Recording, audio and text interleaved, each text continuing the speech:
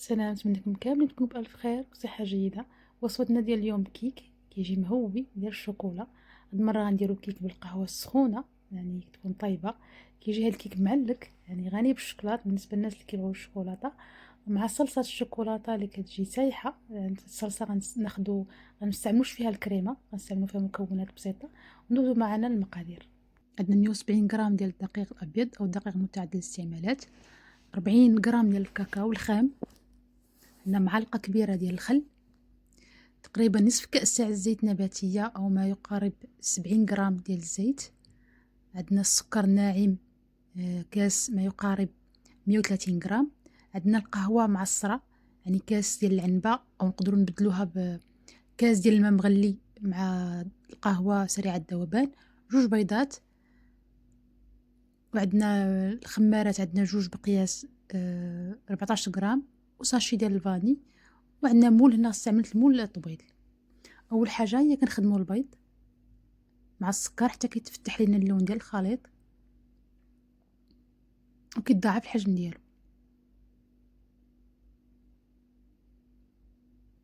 غنضيف 2 بيضات بدرجه حراره الغرفه، السكر.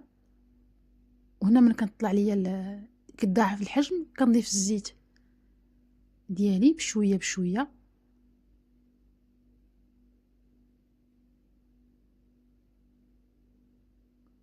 ومن بعد كنضيف الدقيق بالتدريج. وهنا في هذه اللحظه كنخفض السرعه ديال الخفق.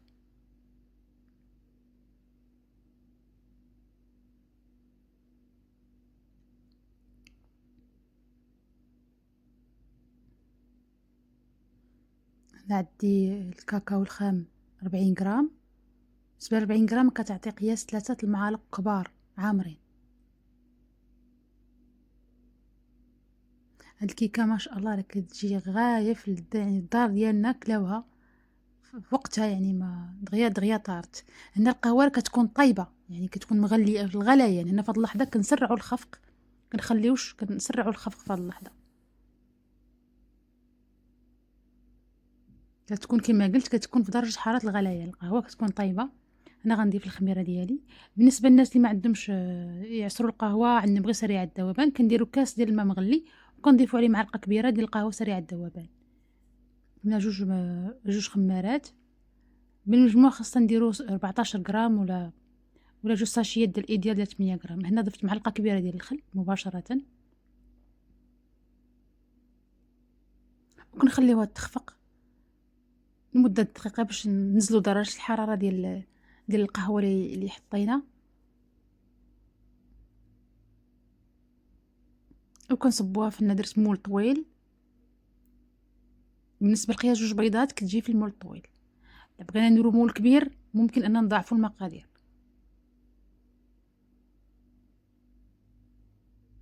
من بعد كندخلوها الفرن على 180 درجه، يعني مسخن فوق والتحت. وكنديرو على شي حاجه ثقيله. بالنسبه انا عندي فران ديال الاتيمات غندير على فوق الفراح. حتى فران الغاز نديرو نفس الطريقه. بالنسبه للناس اللي عندهم مروحه هوائيه ممكن يستغنيو على هذه المرحله، مباشره نحطوها في الفران يكون مسخن على 180 درجه. من بعد كندوزو الكريمه ديالنا. هنا عندنا 50 ملي ديال الحليب، يعني ربع كاس. عندنا 30 غرام ديال الزبده قياس معلقه كبيره، وعندنا 80 غرام ديال الشوكولاته السوداء. الكريمه راه اروع ما يكون، سهله في المكونات، ولكن راها كتعطي واحد النتيجه رائعه بالنسبه لتغليف الطورطات. هاد الحليب والزبده كنغليوهم حتى كيذوبوا. من بعد كنضيفوا ليهم القطع ديال الشوكولا، عندنا 80 غرام، وكنخليهم يذوبوا بعضياتهم. نحركوهم بهذا الشكل حتى كنذوبوا ديك قطع الشوكولا. هاد الكريمه اعتمدوها عندكم لانها ما كتستحقش الكريمه غير بالحليب، وكتعطي نفس النتيجه. هنا غنضربها بالميكسور باش الا كانت شي حبيبات ولا شي حاجه ما دابتش كنخلي الملمس يكون ناعم. وهذا هو الشكل ديالها النهائي. كتجي اروع ما يكون هاد الكريمه.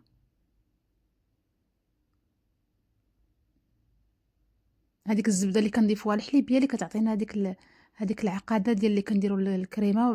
هنا ما كنديروا الحليب كنضيفوا الزبده، هو اللي كيعطي ديك النتيجه ديال الكريمه. كتجي ناعمه الملمس وكتجي كريميه رائعه في المذاق.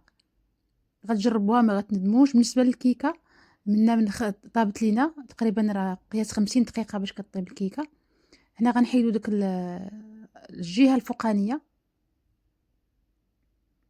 حيت هاد الجهة الفوقانية غنستعملوها في التزيين.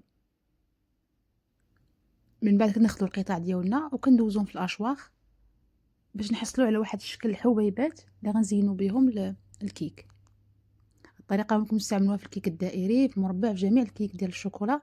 تسهل عليكم انكم بلا ما ديروا الشوكولا حبيبات ولا ديروا اللوز افيلي، كتستعنوا غير بالقشره الفوقانيه وكتزينوا بها الكيك ديالكم. هنا غادي نقلب على وجهها وغادي ندوز عليها الكريمه.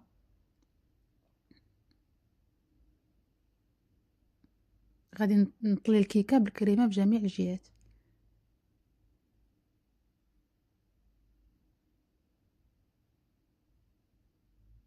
انا كنقلب العاشق ديالي باش ندوز الجوانب.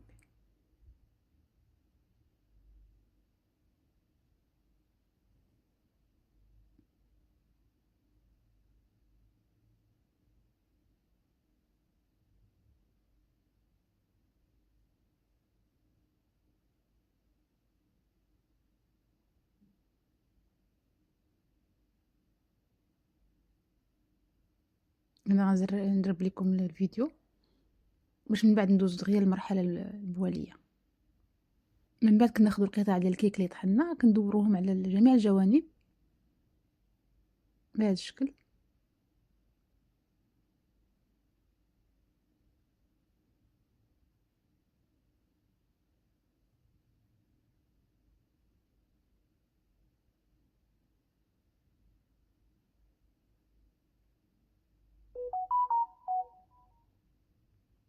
من بعد ما ساليت خديت ذوبت الشوكولا البيضاء بنفس الطريقه ديال الشوكولا السوداء، درت لها الزبده والحليب. هذه كتبقى اختياري، ممكن نكتفيو في هذه المرحله. انا كنديرها على شكل زيكزاك وكندير واحد العود واحد الكيغدو وكندي ونجيب. هذه كتبقى اختياري، يعني توفر عندكم الشوكولا البيضاء حتى هي استعملوها باش تزينوها بهذه الطريقه. من بعد راني كنت في الورقه ديال الطبخ راني حطيتها من تحت، قسمتها على جوج باش تسهل عليا تزيين وما توسخش ليا التبصيل. انا من بعد غادي نجرهم بسهوله وكتبقى الكيكه شاده بلاصتها وكنكونوا زينا بلا ما نوسخوا التبصيل. هذا هو الشكل النهائي ديالها. نقطع معكم قطعه راه كتجي ما شاء الله غايه في اللذه، يعني كتكون هي غنيه بالشوكولات ومع داك الكاس ديال القهوه كيزيد حتى هي واحد النكهه جديده وكتجي مهويه من الداخل. يعني الخليط ديال القهوه مع الكاكاو مع لاصوص ديال الشوكولات كيعطيها واحد اللذه رائعه، يعني كل شيء غادي ياكلها في نهارها. نتمنىكم تجربوا هذه الوصفه وتعجبكم وتعطوني الاراء ديالكم والتعليق ديالكم في الفيديو. بقوا معنا ان شاء الله الفيديوهات المقبله، والى اللقاء.